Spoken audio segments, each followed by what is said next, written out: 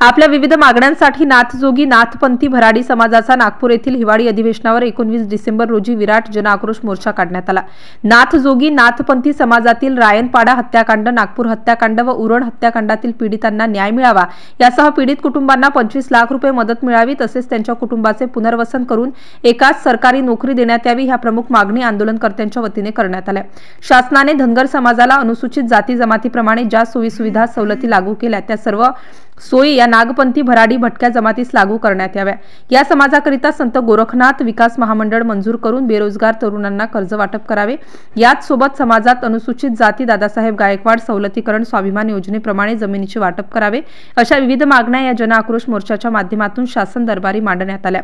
या मोर्चामध्ये नारायण शिंदे, रवींद्र चव्हाण, सुरेंद्र शिंदे, सुंदरलाल शिंदे, सुरेश शिंदे, सतीश शिंदे, युवा नेतृत्व अजय बाबर, लखन शिंदे, रवींद्र चव्हाण, प्यारेलाल शिंदे यांच्यासह नागपंथी भराडी समाजातील असंख्य समाज बांधव सहभागी झाले होते। MCN न्यूज मराठीकरिता श्रीकृष्ण सनिसे बाबर, नागपूर। हा भटका समाज आहे आणि भटका समाज असल्यामुळे हा पारंपरिक वेशभूषेमध्ये भिक्षा मागत असतो आणि भिक्षा मागत असल्यामुळे या समाजावर विविध प्रकारे अन्याय, अत्याचार आणि हत्याकांड होत आहेत।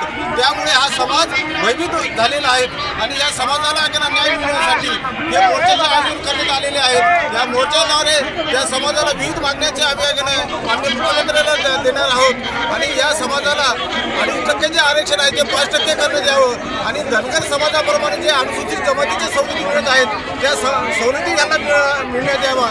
तसेच दादासाहेब गायकवाड सबलीकरण योजनेप्रमाणे ज्याप्रमाणे अनुसूचित जातीला सवलती आहेत त्याप्रमाणे यांना जमिनीचे वाटप करण्यात यावे आणि या समाजाच्या सर्वांगीण विकासासाठी माननीय मुख्यमंत्र्यांनी या समाजाचं त्वरित मागण्या मान्य कराव्या। जर आमच्या मागण्या मान्य नाही झाल्या तर आम्ही रस्त्याची लढाई लढल्याशिवाय राहणार नाही। धन्यवाद।